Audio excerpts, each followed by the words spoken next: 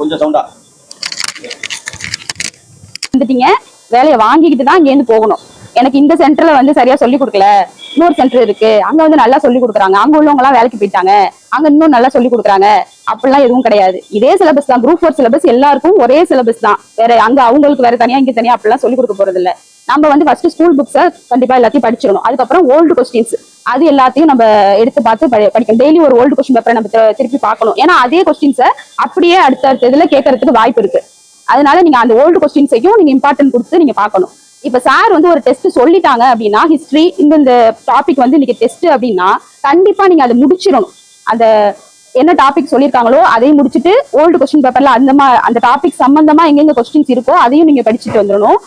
அப்பதான் உங்களுக்கு வந்து இங்க ஃபர்ஸ்ட் டெஸ்ட்ல இங்க வைக்கிற அந்த டெஸ்ட்டுக்கு நீங்க ஃபுல்ஃபில்லா படிச்சு நீங்க மார்க் எடுத்தீங்கன்னா தான் அது அங்க உங்களுக்கு யூஸ்ஃபுல்லா இருக்கும். இங்க வந்து படிச்சுக்கும் போது பாதியா படிச்சுட்டே வந்தீங்கன்னா அது உங்களுக்கு ஒரு இது கிடையவே கிடையாது. அது ஒரு நல்ல இதா இருக்காது.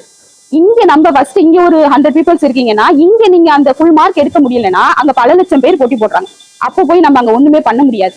இங்க வந்து நம்ம ஃபர்ஸ்ட் மார்க் எடுக்கலன்னு கவலைப்படுறதை விட இந்த தடவை நான் இவ்வளவு மார்க் எடுத்திருக்கேன், அடுத்த தடவை நான் கண்டிப்பா ஃபர்ஸ்ட் மார்க் எடுக்கணும், நான் பேனா வாங்கணும் அப்படின்னு நீங்க நினைச்சீங்கன்னா தான் உங்களால வாங்க முடியும். அவன் வாங்குறான், அவன் மட்டும் வாங்குறான் நீங்க அவங்கள பார்த்து பொறாமப்படுறதுனால வந்து நம்மளுக்கு எந்த யூஸுமே இருக்காது.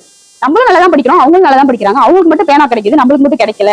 ஒருவேளை கொஸ்டின் எதுவும் அவங்க முன்னாடி பார்த்துருப்பாங்க அப்படிலாம் நீங்க நினைக்க முடியாது. அவங்களும் அதே தான் படிப்பாங்க, நம்மளும் அதே தான் படிப்போம். ஆனா நம்மளுக்கு இருக்க கான்பிடென்ட், நம்ம இப்ப நிறைய கொஸ்டின் படிச்சிருப்போம், ஒரு 50 கொஸ்டின்ல 48 கொஸ்டின் நம்மளுக்கு தெரியும்.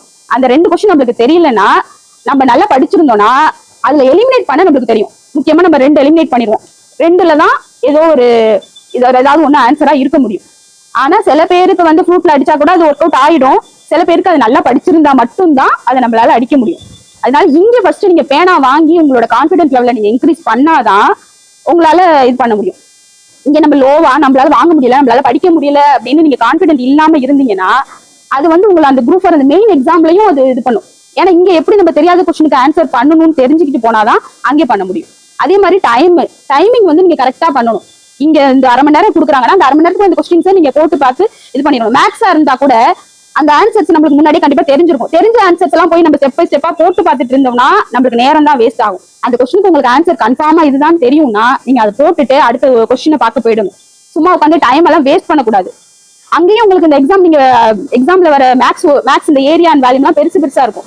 அது நீங்க உங்களுக்கு ஆன்சர் கன்ஃபார்மா தெரிஞ்சிச்சுன்னா நீங்க டக்குன்னு அடிச்சுட்டு அடுத்த கொஸ்டினுக்கு போயிடணும். அதை போய் உட்காந்து எனக்கு டவுட்டா இருக்குன்னு சொல்லி போட்டு பார்த்துட்டு இருந்தீங்கன்னா உங்களோட நேரம் வேஸ்ட் ஆகும். அடுத்த கொஸ்டின்ல வந்து உங்களால அதை கான்சென்ட்ரேட் பண்ண முடியாது. அதனால இங்கேயே நல்லா தெளிவா எக்ஸாம் எப்படி எழுதணும், ஒவ்வொரு எக்ஸாமையும் நீங்க குரூப் 4 எப்படி எழுதுறீங்களோ அப்படி எழுதுங்க. அப்பதான் உங்களுக்கான வெற்றி உங்களை வந்து தேடி வரும். படிக்கும் போது ரொம்ப லெத்தாஜிக்கலாம் அப்படி படிச்சிடாதீங்க. நல்லா ஹார்ட் ஒர்க் பண்ணி படிங்க. ஒவ்வொரு தடவையும் நான் ஃபர்ஸ்ட் மார்க் எடுக்கணும் இல்ல ஃபுல் மார்க் எடுக்கிறதா உங்களோட இதா இருக்கணும்.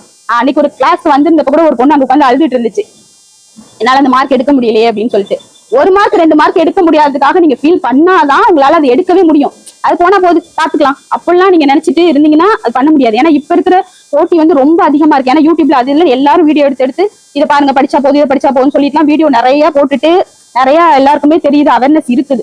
கவர்மெண்ட் வேலைக்கு போனா ஒரு தடவை வேலைக்கு போயிட்டா ரிட்டையர் ஆகிற வரைக்கும் உங்களுக்கு சம்பளம் வந்துட்டே இருக்கும், இன்கிரிமெண்ட் வந்துட்டே இருக்கும், உங்களுக்கு ஃபெஸ்டிவல் அட்வான்ஸ் அது இதுன்னு எல்லாம் வந்துட்டே இருக்கும். இப்ப அடுத்து பே கமிஷன் வேற வரப்போகுது.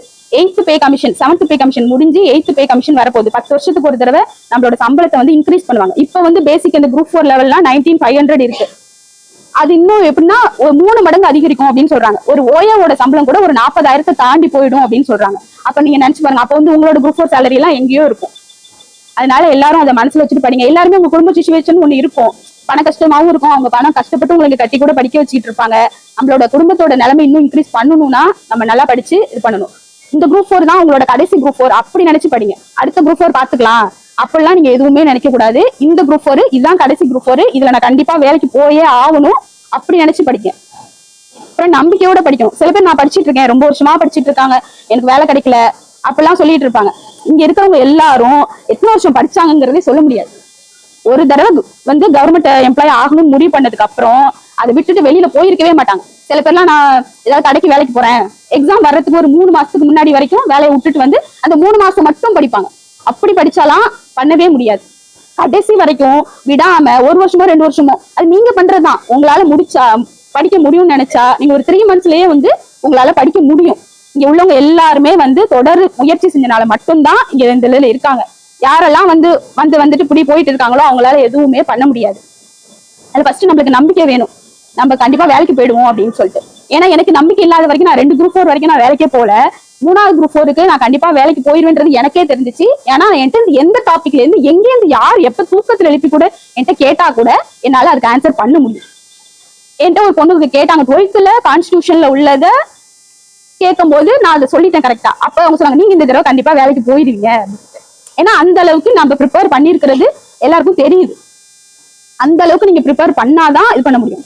நான் இந்த 3rd டைம் வேலைக்கு போயிடுவேன்னு நான் நினைக்கும் போது நான் அப்ப டைப் ரைட்டிங் எல்லாம் போயிட்டு இருந்தேன். அப்ப நான் அப்பயும் சரி எப்பவும் சரி நான் ஏதாவது பைக்ல போயிட்டு இருக்கேன் இல்ல ஏதோ சும்மா இருக்கேன்.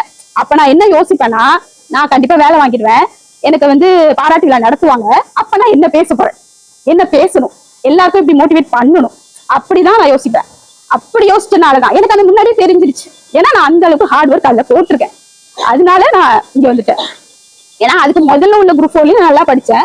1-2 மார்க் நம்மளுக்கு போயிருக்கும். என்னன்னா நம்மளுக்கு கான்பிடென்ட் இல்லாததுதான். நம்ம எவ்வளவு வேணா படிச்சிருக்கலாம், ஆனா நம்ம அங்க போய் கான்பிடென்ட் டெஸ்ட்டுக்கு நான் என்ன பண்ணிட்டேன், அந்த குரூப் 4ல நான் நல்லா படிச்சிருந்தேன், என்னால எடுத்திருக்க முடியும். இருந்தாலும் ஒரு பயம், ஹாலுக்குள்ள போற வரைக்கும் உட்காந்து புக் எல்லாம் பார்த்துக்கிட்டே இருந்தேன். எங்க வீட்டுக்கு கொண்டு வந்து பக்கத்துல விட்டுட்டு போ, டைம் ஆயிடுச்சு, போ கொஞ்சம் போய் ரிலாக்ஸ் பண்ணு, போயிட்டு இதையே பார்த்துட்டே இருக்காத அப்படிலாம் சொன்னாங்க. சாரும் நிறைய தடவை சொல்லியிருக்காங்க நீங்க டென்ஷன் ஆனீங்கன்னா உங்களால கரெக்டா ஆன்சர் பண்ண முடியாதுன்னு சொல்லிதான் அனுப்பிச்சாங்க. இருந்தாலுமே நம்மளுக்கு ஒரு பயம், ஏன்னா நம்ம மேல நம்மளுக்கு கான்பிடென்ட் இல்லை. இந்த தடவை கண்டிப்பா வேலை வாங்கியே ஆகணும், நம்ம ஃபேமிலி சிச்சுவேஷன் எல்லாம் ஒண்ணு இருக்கு, ரொம்ப வருஷமா படிக்க வைக்கிறாங்க. எல்லாரும் கேட்பாங்க என்ன இது எப்ப பார்த்தாலும் பேக தூக்கி மாட்டிட்டு படிக்க போறேன்னு 2 பிள்ளைங்களை வச்சுக்கிட்டு அவங்களே காலேஜ் சேர போறாங்க, இது டெய்லி பேக மாட்டிட்டு போயிட்டு இருக்கு அப்படி சொல்லுவாங்க. அதனால நம்ம இந்த தடவை கண்டிப்பா வேலை வாங்கணும் அப்படின்னு சொல்லிட்டு நான் எவ்வளவு படிச்சிருந்தாலும் அதுக்கு முன்னாடி நான் நிறைய பேனாலாம் வாங்குவேன். ஆனா நான் என்னை விட பேனா வாங்காதவங்க, ஃபர்ஸ்ட் மார்க் எடுக்காதவங்களாம் வேலைக்கு போயிட்டாங்க. அப்ப எனக்கு ரொம்ப அவ்வளோ ஒரு ஃபீலிங்கா இருந்துச்சு. அடுத்த தடவை கண்டிப்பா வேலைக்கே போய் ஆகணும்னு சொல்லிட்டு இருக்கிற எல்லாத்தையும் டெஸ்ட் கொடுத்தா புக்கு, சாரோட மெட்டீரியல் எல்லாத்தையும் படிச்சிருவேன். சில நேரத்துல சார் வந்து கொஸ்டின்ஸ் கொடுப்பாங்க, ஆனா நம்ம படிச்ச சிலபஸ்ல இருந்தா இருக்கும், ஆனா நம்மளுக்கு தெரியாது. சார் எங்க இருந்தோ எடுத்து வச்சிருப்பாங்க, ஆனா நம்மளுக்கு தெரியாது. ஆனா நம்மளுக்கு ஃபீலா இருக்கும், ஐயோ நம்ம படிச்சிருக்கோம் இவ்வளவு ஆனாலும் வரலையேன்னு. நம்ம அந்த இடத்துல இதாகாம அந்த கொஸ்டினையும் நம்ம வந்து என்ன பண்ணணும், மார்க் பண்ணி வச்சுக்கிட்டு ஒவ்வொரு தடவை டெஸ்ட் வரும்போதும் அந்த கொஸ்டினையும் நம்ம ரிப்பீட்டா பார்க்கணும். ஏன்னா அந்த கொஸ்டின் கூட குரூப் 4 அப்படியே டைரக்டா கேட்கறதுக்கு வாய்ப்பு இருக்கு. அதனால நீங்க அதெல்லாம் பாத்துக்கோங்க. அதான் ஒரு தடவை வந்து நம்ம தோல்வி அடைஞ்சிட்டோம்னா நம்மளால எடுக்க முடியாதுன்னு நம்ம நினைக்க கூடாது. அடுத்த தடவை நம்ம வந்து ஜெயிச்சே ஆகணும் அப்படின்னு சொல்லிட்டு பண்ணணும். இந்த ராஜி கூட எனக்கு சொல்லும், இல்ல ராஜி நான்லாம் ஒன்னாதான் சேர்ந்தோம், அது அந்த குரூப் 4ல போயிடுச்சுனால அது போக முடியல. அது சொல்லுவோம் அக்கா இதாங்க லாஸ்ட் குரூப் 4, இதுக்கு மேல உங்களுக்கு குரூப் 4 வராது, நீங்க நினைச்சு படிங்க அப்படின்னு அது எனக்கு மோட்டிவேட் பண்ணிட்டே இருக்கும். அதேதான் நானும் உங்கள்கிட்ட சொல்றேன், இதான் உங்களுக்கு லாஸ்ட் குரூப் 4, இதுக்கப்புறம் குரூப் 4 வராது அப்படின்னு நினைச்சு படிங்க, கண்டிப்பா எல்லாரும் இதாயிடலாம். இன்னொன்னு வந்து சார் டெய்லி காலைல ஆரம்பிக்கும் போது திருக்குறள் எழுதி போட்டுதான் இது பண்ணுவாங்க. அதுல எனக்கு ரொம்ப பிடிச்சது அப்படின்னா தெய்வத்தால் ஆகாது இன்னும் முயற்சிதான் மெய்வருத்த கூலி தரும். நான் அதுதான் நினைக்கிறேன், தெய்வமே வந்து உங்களுக்கு வந்து ஒரு வேலை கிடைக்காது அப்படின்னு அவங்களாலே கொடுக்க முடியாது அப்படின்னா கூட நீங்க இத்தனை வருஷமா போட்ட எஃபோர்ட், உங்களோட ஹார்ட் ஒர்க்னால உங்களுக்கு அந்த வேலை கண்டிப்பா கிடைக்கும். ஏன்னா எனக்கும் அப்படிதான் கிடைச்சுதான் நான் நினைக்கிறேன். ஏன்னா அந்த நானும் அவ்வளவு நல்லா படிச்சேன், ஃபர்ஸ்ட் குரூப் 4 வந்துருச்சு. ஆனா அந்த குரூப் 4க்கு ஒரு வாரத்துக்கு முன்னாடி எனக்கு அதான் சொல்றேன் பயம், நம்மளுக்கு இந்த தடவை நம்மளுக்கு வேலை கிடைக்காம போயிட்டா என்ன பண்ணுவோம் அப்படின்னு சொல்லிட்டு அந்த பயத்தினாலையும் நான் சரி பண்ணலையோ என்னமோ எனக்கு தெரியல. ஆனாலும் நான் 165 அப்படி கொஸ்டின் போட்டிருந்தேன், ஒரு 3 கொஸ்டின்ஸ் வந்து கீ சேலஞ்ச் எல்லாம் பண்ணிருந்தேன். இப்படி சரி 168க்கு நம்மளுக்கு கண்டிப்பா வந்துரும் அப்படிதான் இருந்தேன். அதுக்கப்புறம் நான் எழுதின எக்ஸாம் தான் இந்த MH எக்ஸாம். அது கூட நான் அப்ளை பண்ண இதாவே இல்லை. சார் தான் சொல்லி எல்லாரும் பண்ணுங்கம்மா, எல்லாரும் அப்ளை பண்ணுங்க, கிடைக்குது கிடைக்காது அது அப்புறம் பாத்துக்கலாம், ஃபர்ஸ்ட் நீங்க அப்ளை பண்ணுங்க அப்படின்னு சொல்லிட்டு அப்ளை பண்ணிட்டு நான் அதுக்கெல்லாம் படிக்கவே இல்லை. இந்த குரூப் 4க்கு நான் என்ன படிச்சிருந்தனோ அதை தான் நான் போய் அங்க எழுதினேன். அந்த குரூப் 4 ரிசல்ட் வர்றதுக்கு முன்னாடியே எனக்கு இந்த வேலை கிடைச்சு நான் ஒரு 6 months வேலையே பார்த்துட்டேன். அதுக்கப்புறம் தான் இந்த ரிசல்ட்டே வந்துச்சு. நான் கூட குரூப் 4 நம்மளுக்கு வந்தா கூட நம்ம எங்க போயிடா, நம்ம கோர்ட்லயே இருந்துடலாம், ஏன்னா பக்கத்துலயே இருக்கு ஒரே ஊரு அப்படின்னு நினைச்சிட்டு ரொம்ப கான்பிடென்டா இருந்தேன். ஆனா வரல. ஆனா அந்த இது வர்றதுக்கு முன்னாடியே எனக்கு அதுக்கு முன்னாடியே வேலை கிடைச்சு நான் 6 மாசம் சம்பளமும் வாங்கிட்டேன். அதுதான் நான் சொல்ல வரேன், நீங்க ஹார்ட் ஒர்க் பண்றீங்க அப்படின்னா 100% எஃபர்ட் போடுறீங்கன்னா கண்டிப்பா உங்களுக்கு வேலை கிடைக்கும். கிடைக்காம போறதுக்கான வாய்ப்பே கிடையாது. நிறைய பேர் இப்படி இங்க அப்படிதான் இருப்போம். நிறைய பேர் நான் கூட 2018 தான் படிக்க ஆரம்பிச்சேன், அதுக்கு முன்னாடி படிக்க ஆரம்பிச்சவங்களும் அதுக்கப்புறம் கூட வேலை வாங்கியிருக்காங்க. அதனால நீங்க கான்பிடென்ட்டா படிங்க.